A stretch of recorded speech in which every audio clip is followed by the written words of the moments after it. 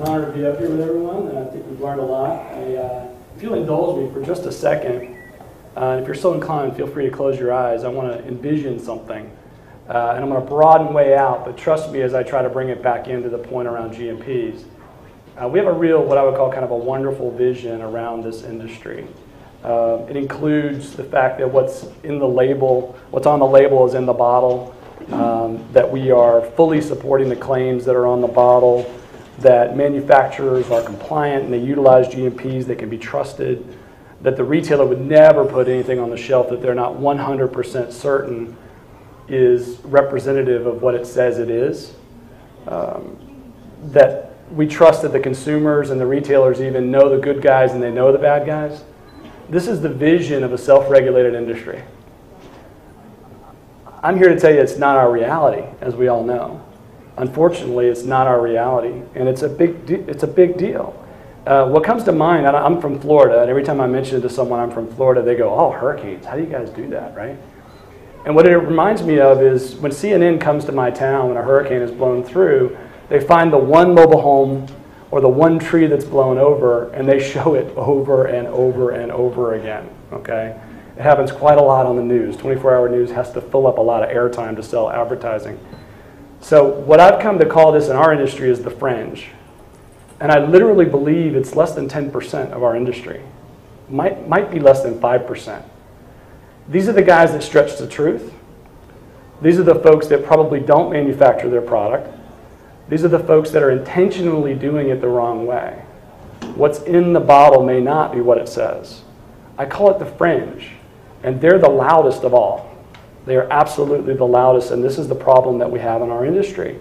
I've been in this industry for many, many years now, and I know a lot of CEOs, and I know a lot of retailers, and I know a lot of manufacturers, and I can tell you the vast majority, and everybody in this room, is most likely has nothing to do with the fringe. So we're kind of singing to the choir on this stuff, right?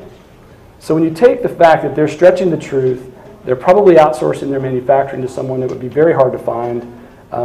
They use the lab that gives the right result quite often.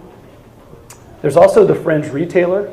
I know a lot of retailer customers who have a retailer down the street that if they try to take a stand, that retailer down the street will certainly sell the product and serve that consumer in a deeper way.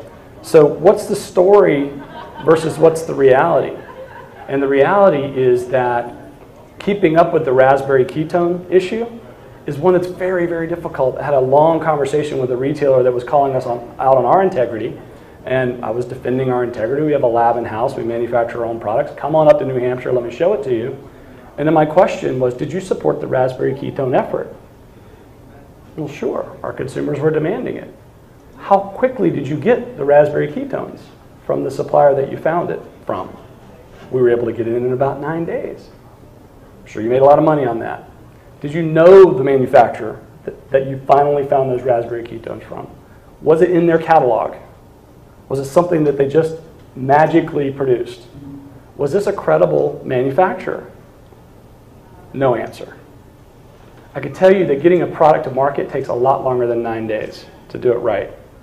In our case, it can take up to 9 months, 6 months. We aim for 6 months. 9 months is where we're at right now, especially when it comes to getting the right supply. So this thing happens. I can also tell you as a CEO, I get a lot of lab results that aren't what I like. And I can tell you from past experience that there are lots of labs out there that will give you exactly what you want to see. So there are pressures on the CEOs and the manufacturers in this industry that go beyond doing it the right way. They've got to make the banks happy. They've got shareholders.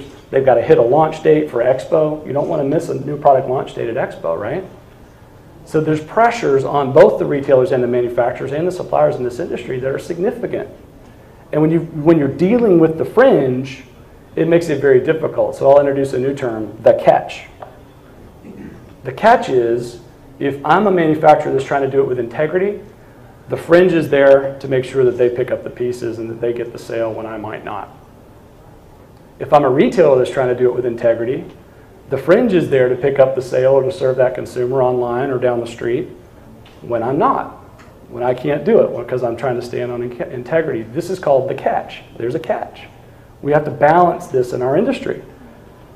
Layer on top of this that the fringe is very loud It's the hurricane, it's the tree in the hurricane, right? And that the FDA and the FTC are overworked and understaffed.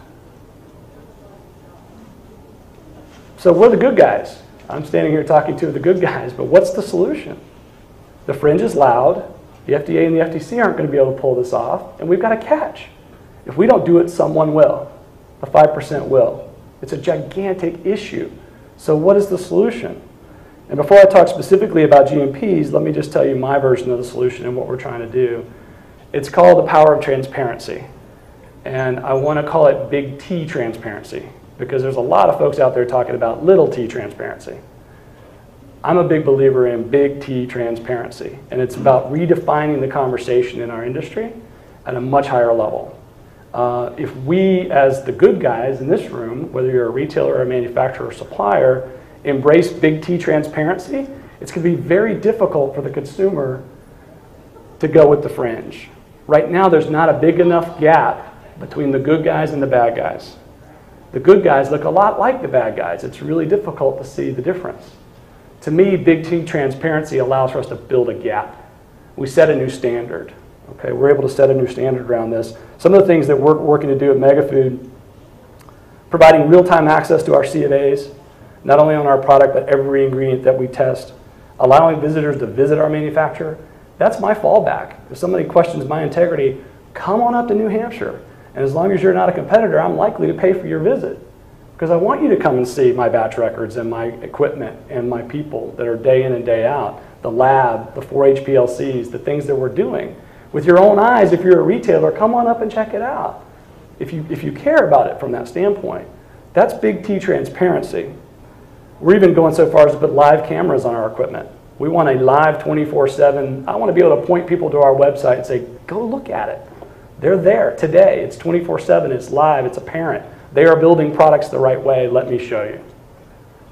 That's big T transparency to me. Same thing with, what if our retailers out there were educating consumers on the dark side, on the fringe, educating consumers on what to look for, the seals on the bottle. What does this seal mean?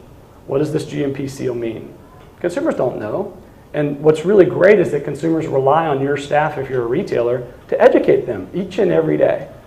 Are you, if you're a retailer, educating your staff to educate on the right things? It's pretty simple. It's a 3 or 4 minute education for the staff. Most of the consumers want to do the right thing, and they're looking to the retailers to help them. And we're here to help the retailers tell the story as well.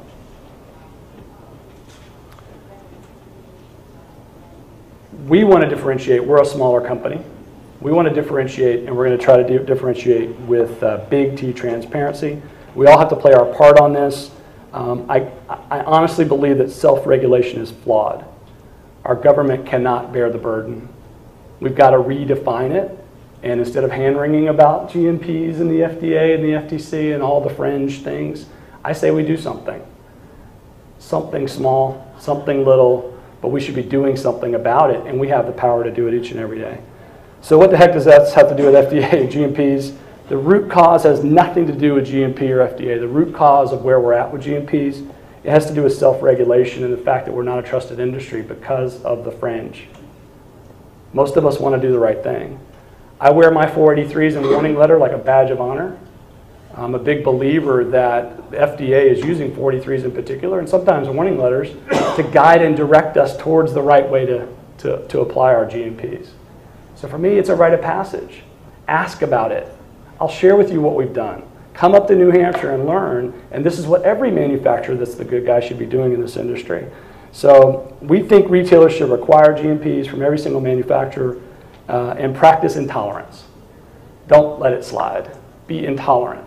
If you've got someone that's not GMP, set a rule, don't slide, even if it's a raspberry ketone or something that Dr. Oz talks about tomorrow. So I have a real simple prayer for our industry if you're so inclined to that kind of thing. I use it quite a lot, but it's all about giving us the knowledge to know what's right and the courage to do it.